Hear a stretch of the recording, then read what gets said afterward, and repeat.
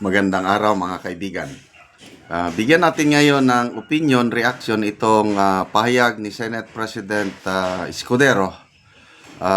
Yung mga tanong ng media, mga bias, mga anti-Duterte media na ano daw, marami daw senador na klaro na kaayo, lumalabas na ang kulay na pro-Duterte sila. Ano bang masasabi ni Senate President? Nako, ang ganda po ang sagot ng Senate President. Ni Real Talk, sinupalpal niya itong mga bias na mga anti-Duterte media. Okay, pakinggan natin ha. Should be questioned. But then again, remember, pinili ng mga nagsulat Kung may checklist, ng saligang batas. sorry SB. Paano pag kitang-kita na yung kulay Kulay. nung isang senator judge? Kitang-kita na yung kiling Sabi niya. no. Tatanungin kita, Oh. kitang-kita lang ba ang kulay sa ngayon ng pumapabor kay Sara? O kitang-kita din ba yung kulay dun sa mga ayaw sa kanya? No. Be fair. If you want to be fair, it cuts both ways. Diba? So, kayo naman, ang kinokode nyo sa mga tanong nyo, yung isang panig lang ang kino-question, hindi naman yung kabila. Yeah. If you want to be fair, you have to be fair. If you want to question, then everybody should be questioned. But then again, remember, pinili ng mga nagsulat ng saligang batas na mga politiko, mga halal ng Sorry SB. Paano pag kitang-kita na yung kulay nung isang senator judge? Kitang-kita na yung kiling Sabi niya. no. Tatanungin kita, kitang-kita lang ba ang kulay sa ngayon ng pumapabor kay Sara? O kitang-kita din ba yung kulay dun sa mga ayaw sa kanya? Be fair. If you want to be fair, it cuts both ways. Diba? So, kayo naman, ang kinokode nyo sa mga tanong nyo, yung isang panig lang ang kino-question, hindi naman yung kabila.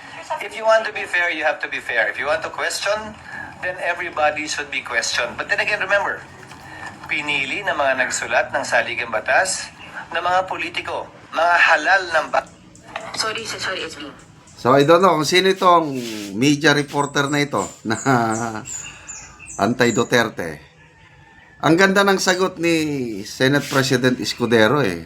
Kasi klaro naman yung mga anti-Sara na mga senator judges.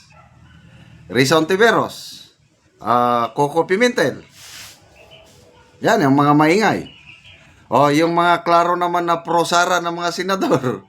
Nagkataon lang na mas marami ang mga pro-Sara. Bato, Senator Alan Peter Cayetano. Yun pa, Bongo. Yun pa, Senator Amy Padilla. Nagkataon lang na mas marami ang mga pro-Sara senators. Dadalawa itong maingay na anti-Sara. Hindi naman nila kini-question, di ba? So, saan ang fairness? Kaya, mabuti na supalpal itong Tungkol yan sa pag-i-inhibit, ipa-inhibit daw. Sinong nagsasabi? Yan si Congresswoman-elect Laila de Lima. Sino pa ba yung naririnig ko na ipapa-inhibit daw nila yung ang mga pro-Duterte senator judges, ipapa-inhibit. Kasi klaro na daw. Inamin naman talaga ni Senator Bato na kahit anong gawin niyang maging fair, patas, kaya lang hindi niya malis yung pagiging pro-Duterte niya. Ganon din si Senator Padilla.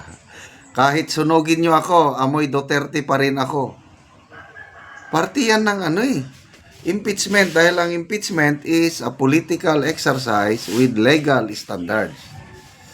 So, ayan, sumagot na si BP Sara. Nagsalita kasi tinanong siya kung tungkol sa pag-inhibit. Ay nako, sabi ni BP Sara, mauubos ang mga senator judges. Kasi ako, I will also demand na mag-inhibit ang mga anti-Duterte senator judges. So ano na lang mangyari kung puros inhibit? Di ba? So pabayaan mo na yan. Nagkataon na maraming pro-Duterte na senator judges, that's reality. Dahil ang impeachment, hindi naman siya regular court na ang basehan lang is evidence. Si Senator Frank Drilon ang nagsabi niya na it's more of a political exercise. Sabi niya, ang impeachment is more of a numbers game. O, numero lang yan. Ngayon, kitang-kita na mas marami ang numero ni BP Sara, kaya natataranta sila. Kaya ganyan. Naghihingi na sila ng inhibition. Sabi ni Senator Escudero, voluntary ang pag-inhibit. It's all on the part of the Senator Judge kung mag-inhibit siya o hindi. Malala ko nung impeachment ni CG Corona, merong kumwestiyon kay then Senator Frank Drilon na dapat daw mag-inhibit. Ang impeachment court, hindi siya bumoto. Walang motion. Pinabayaan lang nila yung ganong suggestion na mag-inhibit. Hindi mo mapuwersa ang isang senator judge kasi constitutional duty ng isang senator na maging hukom sa impeachment. O dahil lang sa kanyang bias kuno sa politika, ipa-inhibit mo? No way. Kaya sorry na lang. Walang pupuntahan nito. Bloodbath nga. Kailang bloodbath na siguradong panalo si BP Sara dahil she has the numbers. Again, totoo talaga yung sabi ni Senator Judge Marcoleta. Lintik lang ang walang gante. Sabi niya, humanda na kayo dahil hindi nyo kayang tanggalin sa pwesto si BP Sara. Sa umpisa pa lang ng 20th Congress, baka mabasura na yung kaso kasi nga sa kulang ng jurisdiction. Yung hindi pwedeng itawid.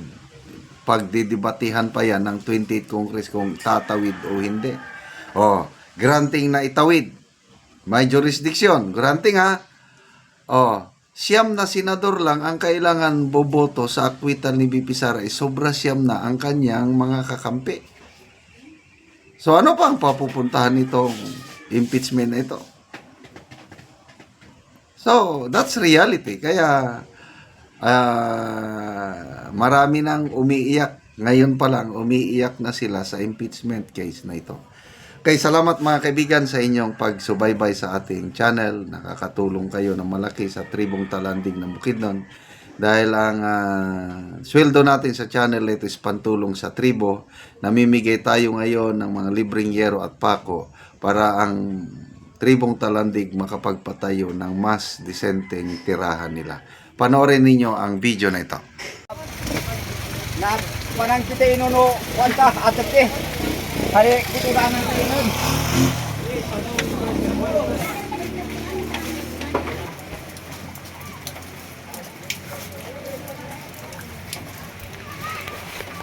So, karon mo na ni ang balay ni Uncle sa natagaan na mo og yero.